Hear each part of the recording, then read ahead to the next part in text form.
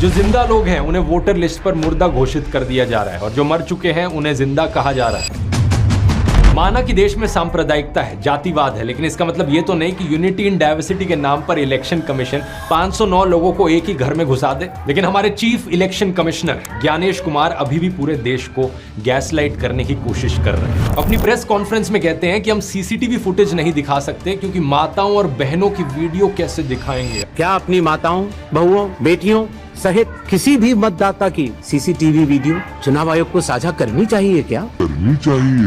अरे बाप रे, क्या आप यहाँ बाथरूम की फुटेज दिखा रहे हो? क्या किसी के बेडरूम की फुटेज दिखा रहे हो? नहीं ना, किसी के घर के अंदर की फुटेज तो नहीं है ना, ये पोलिंग बूथ है। और फिर प्रेस कॉन्फ्रेंस में आकर चिल्लाते हैं कि एविडेंस कहाँ है, एविडेंस लेकर आओ। सारा एविडेंस तो अपनी पॉकेट में रख रखा है। नमस्कार दोस्तों, 7 अगस्त 2025 पहली प्रेस कॉन्फ्रेंस की कांग्रेस नेता राहुल गांधी ने। उन्होंने वोट चोरी को एक्सपोज किया। एक असेंबली में 1 लाख फेक वोटर्स। 13 अगस्त को दूसरी प्रेस कॉन्फ्रेंस की बीजेपी नेता अनुराग ठाकुर ने। उन्होंने भी वोटिंग में धांधली की बात।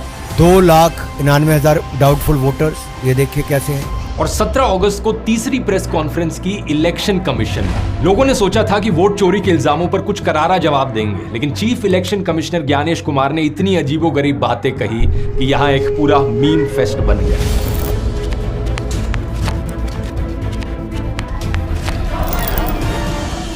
आइए इस पूरे मुद्दे को थोड़ा गहराई से समझते हैं। राहुल गांधी की वोट चोरी वाली प्रेस कॉन्फ्रेंस की ये तस्वीर आपने जरूर देखी होगी, सोशल मीडिया पर बहुत वायरल हुई। इस फोटो में ऊपर लिखा है 1,250 वोट चोरी, नीचे लिखा है 5 तरह की वोट चोरी। क्या है ये 5 तरीके?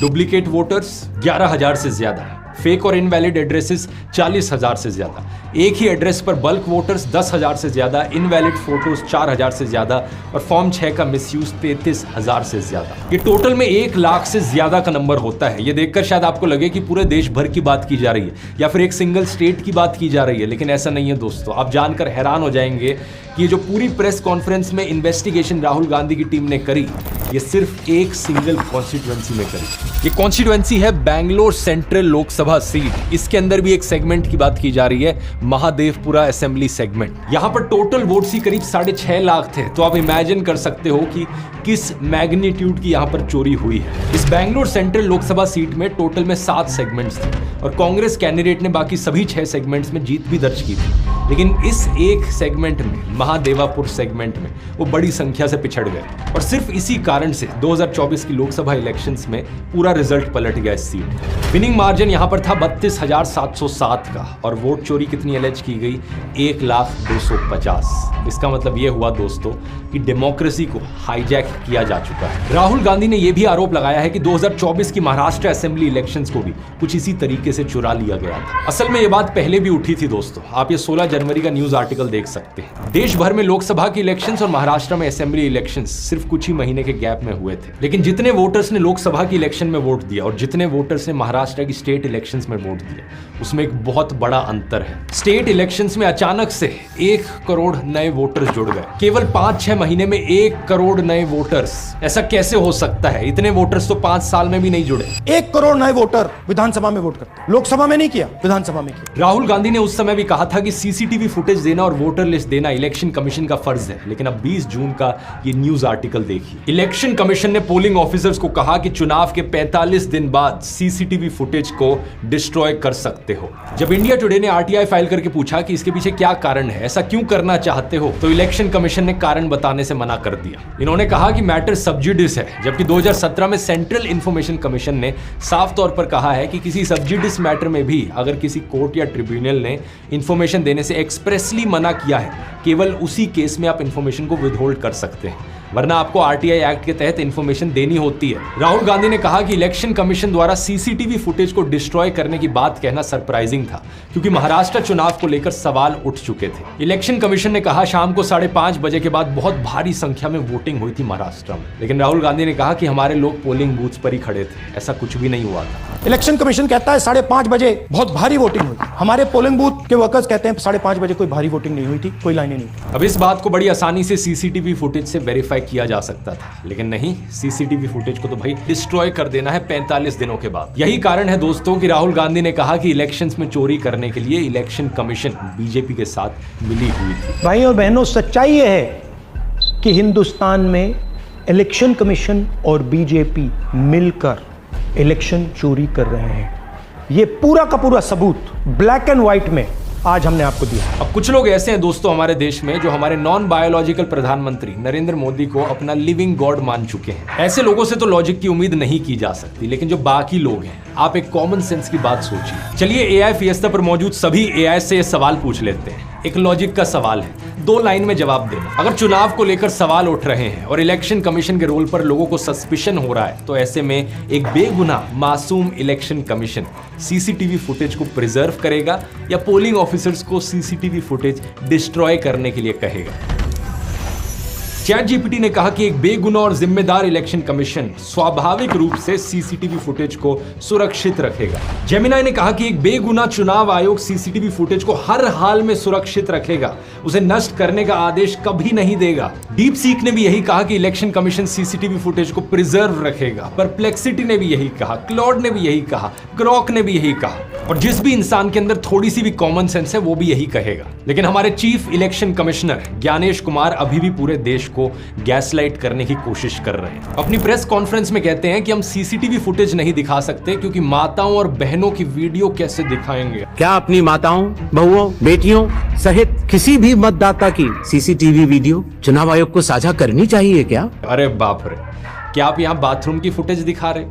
क्या किसी के बेडरूम की फुटेज दिखा रहे हो? नहीं ना, किसी के घर के अंदर की फुटेज तो नहीं है ना। ये पोलिंग बूथ है, यहाँ पर लोग कपड़े पहनकर आते हैं। इनफैक्ट ये पोलिंग बूथ में सिर्फ वोट डालने की सीसीटीवी फुटेज है। हमें तो यहाँ पर किसी का चेहरा भी नहीं देखना, बस एक अंदाजा लगाना है कि क्या 5:30 बजे के बाद सही में इतनी बड़ी संख्या में लोग आए थे वोट डालने के लिए या फिर नहीं आए थे। सिर्फ भीड़ का अंदाजा लगाना है। और बात तो यहाँ पर यह है कि अगर आप वोट चोरी जैसे भारी एलिगेशंस लगने पर भी सीसीटीवी फुटेज नहीं दिखा सकते तो वहां सीसीटीवी लगाने का पॉइंट क्या बना? हटा दो उस कैमरे को, फिर लगाई किस लिए रखा है? प्रेस कॉन्फ्रेंस में राहुल गांधी ने हरियाणा और मध्य प्रदेश के असेंबली इलेक्शंस का भी डिटेल में जिक्र किया। बीजेपी को एंटी इनकम्बेंसी नहीं लगती थी। ओपिनियन पोल, एग्जिट पोल कुछ कहते थे, रिजल्ट कुछ और आता था। हरियाणा, महाराष्ट्र, मध्य प्रदेश उदाहरण, माहौल बनाया जाता था। अब मध्य प्रदेश के लीडर ऑफ ऑपोजिशन उमंग सिंगार जो कांग्रेस के नेता है, उन्होंने 2023 के मध्य प्रदेश असेंबली इलेक्शंस में भी 27 सीट पर वोट चोरी होने का आरोप लगाया है। ये जो 27 सीटें हैं, इनमें बीजेपी का विनिंग मार्जिन केवल 28 वोट से लेकर 15,600 वोट के बीच था।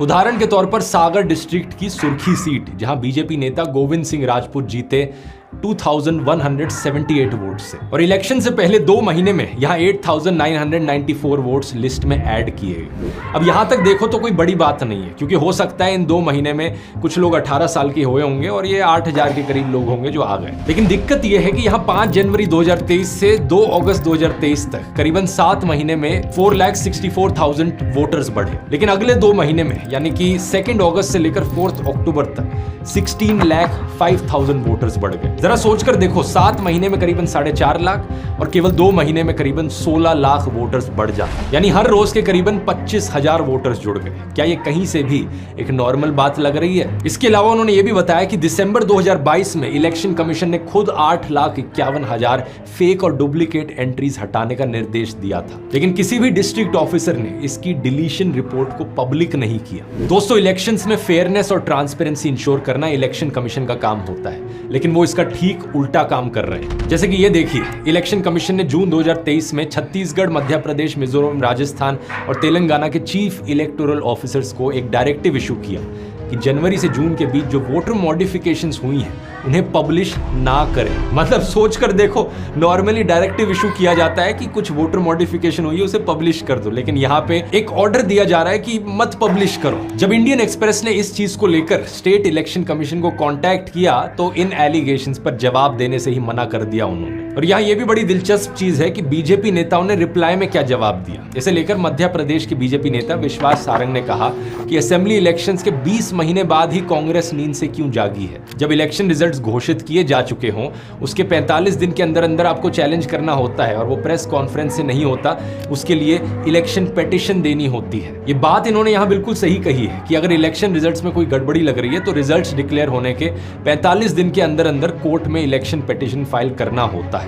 इसका प्रोविजन हमारे कॉन्स्टिट्यूशन में दिया गया है आर्टिकल 329 में। इसे लेकर एक स्पेसिफिक लॉ भी है, representation of the people act 1951। इसका सेक्शन 80A ये स्पेसिफाई करता है कि इसकी ज्यूरिसडिक्शन हाई कोर्ट के पास होगी, जबकि सेक्शन 116A में यह स्पेसिफाई किया गया है कि इलेक्शन पिटीशन के मामले में हाई कोर्ट का जो जजमेंट है उसके खिलाफ सुप्रीम कोर्ट में भी अपील की जा सकती है। यहां यह भी स्पेसिफाई करना जरूरी है दोस्तों कि प्रेसिडेंट और वाइस प्रेसिडेंट की जो इलेक्शंस होती हैं वो इस सबसे बिल्कुल अलग होती है। उनको लेकर अगर कोई डाउट या डिस्प्यूट होता है तो मामला सीधा सुप्रीम कोर्ट में जाता है। इसका प्रोविजन है कॉन्स्टिट्यूशन के आर्टिकल 71 में, और इसकी प्रोसीजरल डिटेल्स के लिए है the presidential and vice presidential elections act 1952। लेकिन अपने पॉइंट पर वापस आए तो इलेक्शन कमीशन का काम होता है इलेक्टोरल रोल्स का प्रिपरेशन और इलेक्शंस का कंडक्ट कराया जाना। जब इलेक्शंस चल रहे होते हैं उस समय पर कोई कोर्ट का इंटरवेंशन नहीं होता है, और उस समय पर अगर किसी को कोई गड़बड़ी होती हुई दिखती है तो वो इलेक्शन कमीशन को शिकायत कर सकता है। जब इलेक्शंस हो जाते हैं, रिजल्ट डिक्लेयर हो जाता है, तो इलेक्शन कमीशन खुद से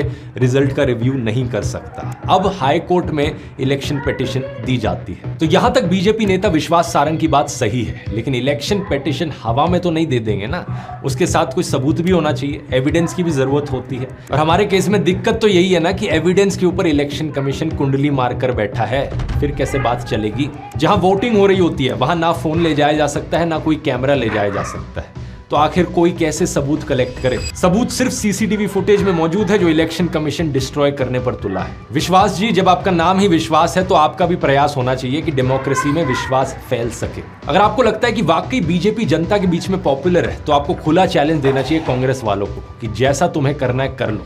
अगर तुम्हें ईवीएम पे चुनाव करना है कर लो, बैलेट पेपर पे करना है कर लो, बता दो इलेक्शन कमिश्नर किसे चुना जाए, बता दो कौन कौन सी सीसीटीवी फुटेज पब्लिक करनी है, बता दो किस तारीख पर चुनाव होना चाहिए, फुल ट्रांसपेरेंसी रहेगी।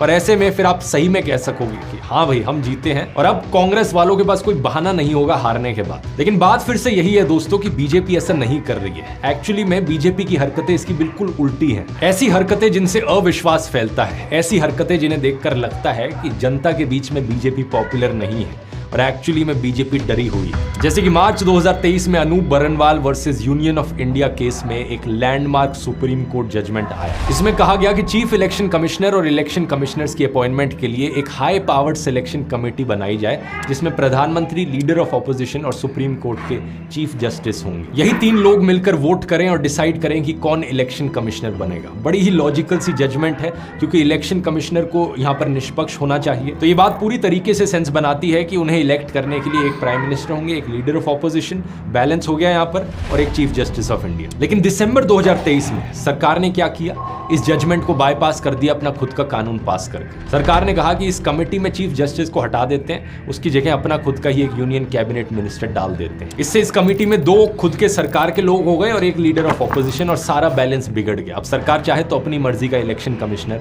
अपॉइंट कर सकती है। इसके खिलाफ सुप्रीम कोर्ट में कई पिटीशंस फाइल की गई हैं, जैसे कि Jaya Thakur versus Union of India, लेकिन सुप्रीम कोर्ट ने इस पर स्टे लगाने से मना कर दिया है। इसी कानून में सरकार ने बड़ी चालाकी से एक और चीज ऐड कर दी कि कोई भी चीफ इलेक्शन कमिश्नर या इलेक्शन कमिश्नर अपनी ऑफिशियल ड्यूटी करते हुए चाहे कुछ भी कहे, कुछ भी करे, उनके खिलाफ किसी भी कोर्ट में कोई भी सिविल या क्रिमिनल प्रोसीडिंग्स नहीं हो सकती। ये बात सही है कि ऑफिशियल काम करते हुए किसी से भी गलती हो सकती है और इसलिए गलती का स्कोप रखना चाहिए। लेकिन अगर कोई इलेक्शन कमिश्नर जानबूझकर बेईमानी कर रहा हो, वोट चोरी कर रहा हो, लोकतंत्र पर धब्बा लगा रहा हो और इस चीज के खिलाफ सबूत भी मौजूद हो, फिर भी उनके खिलाफ केस नहीं किया जा सकता। क्या लॉजिक बना इस चीज का? एक बार फिर से जरा अपनी कॉमन सेंस लगाओ। दोबारा एआई से पूछने की जरूरत नहीं है। कोई भी सरकार आखिर ऐसा क्यों करना चाहेगी? इसी कानून के तहत दोस्तों ज्ञानेश कुमार को चीफ इलेक्शन कमिश्नर अपॉइंट किया गया। उन्हें अपॉइंट करने वाली कमेटी में मौजूद थे खुद नरेंद्र मोदी और अमित शाह, राहुल गांधी भी थे, लेकिन 2:1 का वहां पर वोट है। और आज इन्हीं ज्ञानेश कुमार पर सवाल उठ रहे हैं। ये खुद मशीन रीडेबल वोटर लिस्ट और सीसीटीवी फुटेज पर कुंडली मारकर बैठ गए और फिर प्रेस कॉन्फ्रेंस में आकर चिल्लाते हैं कि एविडेंस कहां है, एविडेंस लेकर आओ। सारा एविडेंस तो अपनी पॉकेट में रख रखा है, पब्लिक को क्यों नहीं दिखा देते? ना कोई एविडेंस है, ना कोई सबूत है। और पता है क्या दोस्तों, सिर्फ वही सबूत नहीं है, इसके अलावा और भी सबूत मौजूद है जो वो छुपा नहीं सकते। उत्तर प्रदेश में ग्राम प्रधान के लड़के ने 8 बार बीजेपी को वोट दिया और खुद को पॉपुलर बनाने के चक्कर में इसका वीडियो भी रिकॉर्ड कर लिया। ये वीडियो अगर हमारे chief election commissioner Gyanesh Kumar तक नहीं पहुंचा है तो वो मुझे इंस्टाग्राम में डीएम में हाई लिखकर भेज सकते हैं, मैं उन्हें ये वीडियो भेज दूंगा। एक और ऐसा ही वीडियो है जहां पत्रकार अमित यादव एक शख्स से बात कर रहे हैं जो बताते हैं कि उन्होंने उत्तर प्रदेश में रायपट्टी में बीजेपी के लिए 6 बार वोट डाला। 6 वोट अकेले मार दिए? अकेले मार दिए। भाजपा का? भाजपा का। कब मारे? सवेरे। हाँ। अकेले 6 वोट मारे? अकेले चंडीगढ़ मेयर पोल्स में रिटर्निंग ऑफिसर अनिल मसीहा बैलेट पेपर्स को डिफेस कर रहा था ताकि कांग्रेस आप अलायंस को जो वोट मिले उनमें से कुछ वोट्स को इनवैलिड करार कर दे, और यही करके उसने बीजेपी कैंडिडेट को मेयर बना दिया था। लेकिन दिक्कत यह थी कि यह सब सीसीटीवी में रिकॉर्ड हो रहा था। यह सीसीटीवी फुटेज क्योंकि पब्लिक थी वायरल चली गई और यह वोट चोरी पकड़ी गई। बाद में सुप्रीम कोर्ट ने सीधे तौर पर कहा था कि यह लोकतंत्र की हत्या है। अनिल मसीहा को सीआरपीसी के सेक्शन 340 के तहत प्रोसिक्यूट करने के लिए भी कहा। इसी के बाद ही जाकर सुप्रीम कोर्ट ने आम आदमी पार्टी के काउंसलर कुलदीप कुमार को चंडीगढ़ का मेयर डिक्लेयर किया था। यह कोई आइसोलेटेड केस नहीं है दोस्तों, 2 हफ्ते पहले भी ऐसा ही कुछ हुआ था। हरियाणा के पानीपत डिस्ट्रिक्ट में एक गांव है बुआना लाखू। यहां के पंचायत इलेक्शंस में कुलदीप सिंह को विनर डिक्लेयर कर दिया गया था, लेकिन दूसरे कैंडिडेट मोहित कुमार ने देखा कि एक बूथ पर वोट काउंट में गड़बड़ हुई है। उन्होंने कोर्ट में कंप्लेन करी। 33 महीने तक लीगल बैटल चली। ट्रिब्यूनल, हाई कोर्ट के रास्ते से होते हुए मामला सुप्रीम कोर्ट तक पहुंचा। ईवीएम मंगवाई गई, सुप्रीम कोर्ट रजिस्ट्रार के सामने दोबारा काउंटिंग की गई और इसकी वीडियोग्राफी हुई, और फाइनली जाकर पता है क्या नतीजा निकला। सुप्रीम कोर्ट ने इस इलेक्शन रिजल्ट को ओवरटर्न करते हुए कहा कि एक्चुअली में ये इलेक्शंस मोहित कुमार जीते थे। अब बिहार का केस देख लीजिए, वहां पर भी एसआईआर का कुछ ऐसा ही हाल चल रहा है। एसआईआर यानी इलेक्टोरल रोल्स का स्पेशल इंटेंसिव रिवीजन। बीजेपी समर्थक कह रहे हैं कि अगर राहुल गांधी के हिसाब से वोट चोरी होती है तब तो ये एसआईआर बहुत ही अच्छी चीज है। मैं भी कहूंगा दोस्तों, सही बात है, एसआईआर बहुत अच्छी चीज है क्योंकि इससे इलेक्टोरल रोल्स की गड़बड़ी हटाई जा सकती है। लेकिन प्रॉब्लम यहां पर यह है कि ये एसआईआर सही से नहीं हो रहा है। इलेक्टोरल रोल्स में गड़बड़ी हटाने की जगह गड़बड़ी बढ़ रही है। जो जिंदा लोग हैं उन्हें वोटर लिस्ट पर मुर्दा घोषित कर दिया जा रहा है और जो मर चुके हैं उन्हें जिंदा कहा जा रहा है। जर्नलिस्ट तमल साहा ने एक वीडियो डाला जिसमें उनके पीछे दीवार पर भासु सिंह और कृष्णा देवी की फोटो दिख रही है। ये दोनों 8 साल पहले गुजर चुके हैं। इसकी सूचना भी दी गई है, लेकिन फिर भी उनका नाम ड्राफ्ट वोटर लिस्ट में अभी भी मौजूद है। जो इलेक्शन कमीशन की ड्राफ्ट लिस्ट निकला है उसमें इन दोनों का नाम है, जबकि सूचना दी गई कि ये लोग गुजर गए, बहुत साल हो गए, लेकिन इनका नाम है। जबकि भासु सिंह के बेटे दिलीप जो अभी भी जिंदा है, उनका नाम वोटर लिस्ट से मिसिंग है। भासु सिंह का बेटा जो जीवित है, he is alive, His name has been struck off. इनका नाम हटाया गया है वोटर लिस्ट से। योगेंद्र यादव सुप्रीम कोर्ट पहुंच गए इस मामले को लेकर, जहां बिहार की एसआईआर को चैलेंज किया गया। योगेंद्र यादव अपने साथ 2 ऐसे लोगों को लेकर गए जिन्हें मृत कहकर उनका नाम वोटर लिस्ट से हटा दिया गया था। उन्होंने कोर्ट के सामने जाकर कहा, ये देखो जरा, ये लोग जिंदा है, इन्हें वोटर लिस्ट रिवीजन में मुर्दा घोषित कर दिया गया है, इनका नाम ही नहीं है। ऐसे ही कुछ लोगों के साथ राहुल गांधी ने चाय भी पी। यूट्यूब पर वीडियो डालते हुए टाइटल रखा, मृत लोगों के साथ चाय, धन्यवाद इलेक्शन कमीशन। जिंदे में मृत लोग घोषित कर दिया है। तो पता कैसे लगा आपको? वोटर लिस्ट चेक किया गया सर। अब 2003 की रिवीजन का हवाला दिया जा रहा है कि उस समय भी तो रिवीजन हुई थी, इसलिए ये अभी जो कर रहा है इलेक्शन कमीशन ये जस्टिफाइड है। लेकिन प्रॉब्लम रिवीजन से नहीं है, प्रॉब्लम इस बात से है कि रिवीजन गड़बड़ हटाने के लिए किया जाना चाहिए, गड़बड़ करने के लिए नहीं। योगेंद्र यादव ने कहा कि 2003 में भी रिवीजन हुई थी वोटर लिस्ट की, लेकिन देश के इतिहास में ये पहली बार है कि रिवीजन होने पर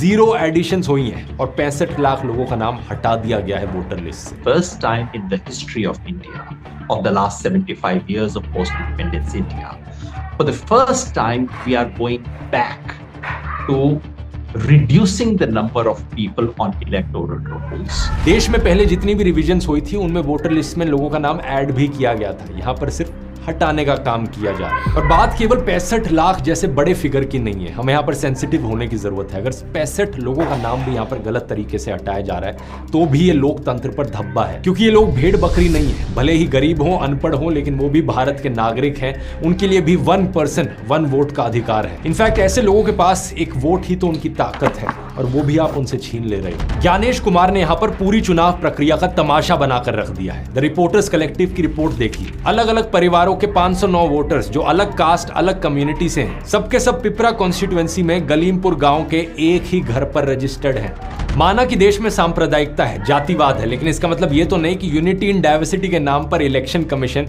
509 लोगों को एक ही घर में घुसा दे। और ये मजाक यहाँ खत्म नहीं हुआ है। इस जोक की पंच लाइन तो ये है दोस्तों कि ये घर एग्जिस्ट ही नहीं करता। ऐसे ही एक और इलेक्शन कमीशन के सपनों का मकान है जहां 459 लोग रजिस्टर्ड किए गए।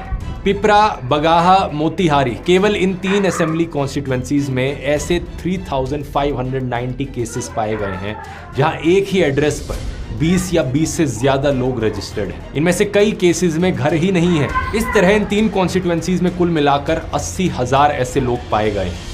द न्यू इंडियन एक्सप्रेस की रिपोर्ट देखिए। जमुई डिस्ट्रिक्ट के अमीन गांव में 200 से ज्यादा लोगों ने डिस्ट्रिक्ट एडमिनिस्ट्रेशन को शिकायत की है कि उन सभी का एक ही एड्रेस डाल दिया गया है, वार्ड नंबर 3 का हाउस नंबर 3। ज्ञानेश कुमार ने इसके रिस्पॉन्स में अपनी प्रेस कॉन्फ्रेंस में एकता कपूर के सीरियल्स वाला मेलोड्रामा किया। वो भूल गए कि वो नेता नहीं है, वो किसी कॉन्स्टिट्यूशनल बॉडी के एक ऑफिसर है। उन्होंने पूरी तरीके से इलॉजिकल बातें कही और इंटिमिडेशन की भाषा का इस्तेमाल किया। प्रेस कॉन्फ्रेंस में कहते हैं कि पीयूष नाम के हजारों वोटर्स हो सकते हैं। तो अगर पीयूष जी के नाम को अगर आप 100 करोड़ में सर्च करेंगे तो आपको हजारों लोग मिलेंगे।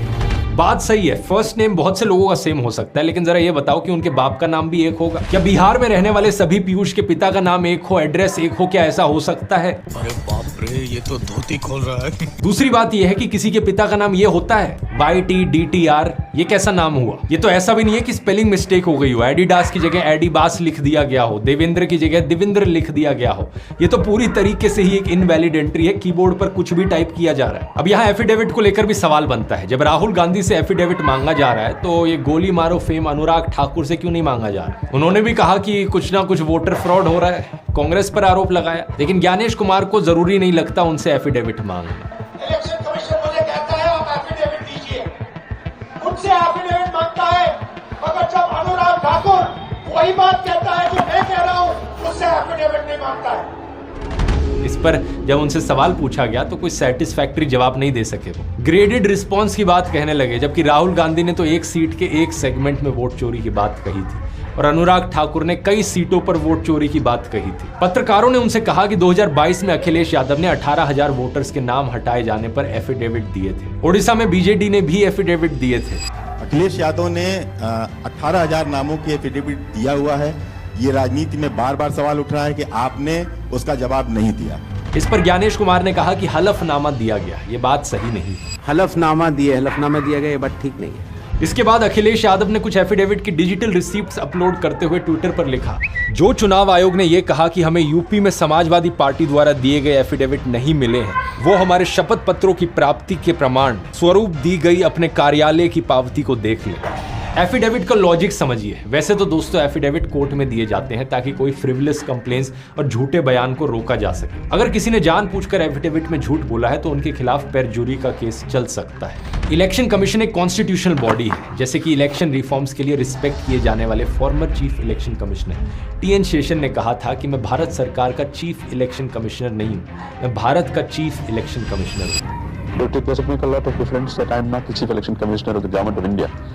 But I'm the Chief Election Commissioner of India. That's a very minor change in emphasis. इसलिए जब इस कॉन्स्टिट्यूशनल बॉडी पर चुनाव की जिम्मेदारी होती है तो लोग चुनाव में किसी गड़बड़ को लेकर उनसे शिकायत कर सकते हैं, वो छानबीन करते हुए एक्शन ले सकते हैं। इस तरह इलेक्शन कमीशन का एक क्वाजी जुडिशियल रोल होता है। तो यहाँ बात आती है एफिडेविट की। लॉजिक वही है, ये इंश्योर करना कि जेन्युइन कंप्लेन हो जिसमें सही एविडेंस हो। जब कोई कैंडिडेट इलेक्शन के लिए अपना नॉमिनेशन फाइल करता है तो ऐसे में एफिडेविट सबमिट करना होता है, जो एक एसेंशियल रिक्वायरमेंट होती है। लेकिन बात यह है कि कंप्लेन किए जाने पर एफिडेविट जरूरी नहीं होता। दूसरी बात यह है कि राहुल गांधी ने जो भी एक्सपोजे किया उसके लिए डेटा इलेक्शन कमीशन का ही लिया है। अब ये डेटा कितना सही है और कितना नहीं, इलेक्शन कमीशन अपनी इस रिस्पॉन्सिबिलिटी को राहुल गांधी पर कैसे शिफ्ट कर सकता है। जो सबूत राहुल गांधी ने प्रेजेंट किया था, ज्ञानेश कुमार ने अपनी प्रेस कॉन्फ्रेंस में उसे लेकर कोई सवाल भी नहीं उठाया। और सबसे जरूरी बात यह है दोस्तों कि राहुल गांधी ने सिर्फ बीजेपी पर नहीं बल्कि इलेक्शन कमीशन पर भी इल्जाम लगाए हैं कि दोनों ने यहाँ पर साथ में मिलकर चोरी करी। अब प्रिंसिपल ऑफ नेचुरल जस्टिस कहती है कि अगर किसी पर आरोप लगे हैं तो वो खुद उस मामले का जज नहीं हो सकता। ऐसे में इलेक्शन कमीशन के पास एफिडेविट मांगने का कोई मॉरल राइट नहीं है, बल्कि देश के लोगों के प्रति उनकी ये मॉरल रिस्पॉन्सिबिलिटी है। अपने आप को बेगुनाह साबित करो, लोगों का विश्वास रिस्टोर करो या फिर